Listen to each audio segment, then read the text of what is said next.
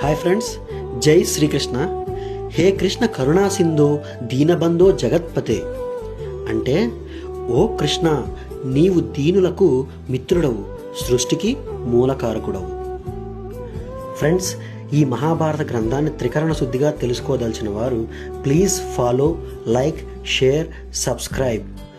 Video నచ్చితే జై శ్రీకృష్ణ అని కామెంట్ చేయండి. ఇక ఏమాత్రం ఆలస్యం చేయకుండా కథా ప్రవాహంలోనికి వెళ్ళిపోదాం. ఒకరోజు గురువు దిక్రంతుల వారు సంధ్యావందనం చేసుకుంటూ ఉండగా అక్కడేదో చిన్నపాటి గొడవ గురువుగారికి వినిపిస్తూ ఉంటుంది. సరే ఏంటా అని అటు చూస్తే రమణైకుడు వినర్కుడు వితండవాదం చేసుకుంటూ ఉంటారు. గురువుగారు రమణైకుడిని ఏం జరుగుతుందని ప్రశ్నించగా, చూడండి గురువుగారు, వినర్కుడు ఇచ్చిన మాట తప్పుతున్నాడు, అది తప్పు అంటే వితండవాదం చేస్తున్నాడు అని రమణైకుడు చెప్పగా, గురువుగారు ఇద్దరినీ శాంతింపచేసి విషయం పూర్తిగా తెలుసుకుని అక్కడ ఉన్న శిష్యులందరినీ ఉద్దేశించి ఇలా చెప్తారు. ఏమనంటే, మన సనాతన ధర్మంలో ఇచ్చిన మాటకు ఎంతో ప్రాముఖ్యత ఉంది. ఇచ్చిన మాట ఎప్పటికీ తప్పకూడదు. ఒక్కసారి ఎవరికైనా మాట ఇస్తే మనస వాచ కర్మణ ఆ మాటకు కట్టుబడి ఉండాలి. మాట్లాడే ప్రతి మాట సత్యమై ఉండాలి. మాట్లాడే ప్రతి మాట ఇతరులకు ధైర్యాన్ని నింపేదై ఉండాలి. మన మాట ఇతరులను బాధించేదిగా ఉండకూడదు. అలాగే ఇంకొక విషయం కూడా బాగా గుర్తుపెట్టుకోండి.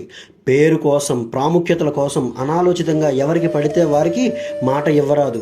మాట ఇచ్చే ముందే 1కి 10 సార్లు పునరాలోచించుకోవాలి.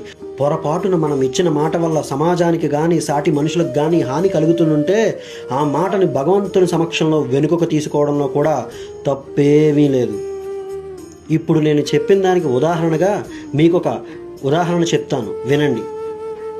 మహాభారతంలో కర్ణుడు ఎంతో గొప్పవాడు, సూర్యుడు, ధీరుడు అయినప్పటికీ కూడా ధర్మమైన అధర్మమైన, మంచైనా చెడైనా నీతోనే కలిసి నడుస్తాను మిత్రమా అని దుర్యోధనుడికి ఇచ్చిన మాట వల్ల కర్ణుడి పతనం జరిగింది. అలాగే ధర్మం వైపు నిలబడలేకపోయానన్న చింత కర్ణుడికి మిగిలింది అని గురువు దిక్రంతుల వారు శిష్యులందరినీ ఉద్దేశించి చెప్పారు. ఇలా ఎన్నో కథలు, సంభాషణలు, విద్యాభ్యాసాలు గురువు దిక్రంతుల వారు విద్యార్థులందరికీ కాలంతో పాటు బోధింపసాగారు. ఇలా కాలం గడుస్తున్న కొద్దీ ఒకరోజు విద్యాభ్యాసం పూర్తి చేసుకోబోయే రోజు రానే వచ్చింది. జై శ్రీకృష్ణ. ఆ చివరి రోజు మహాగురువు దిక్రంతుల వారు పిల్లలతో ఏం సంభాషించారు, మహాభారత గ్రంథం ఎలా పరిచయం అవుతుంది అనేది తర్వాత వీడియోలో చూద్దాం.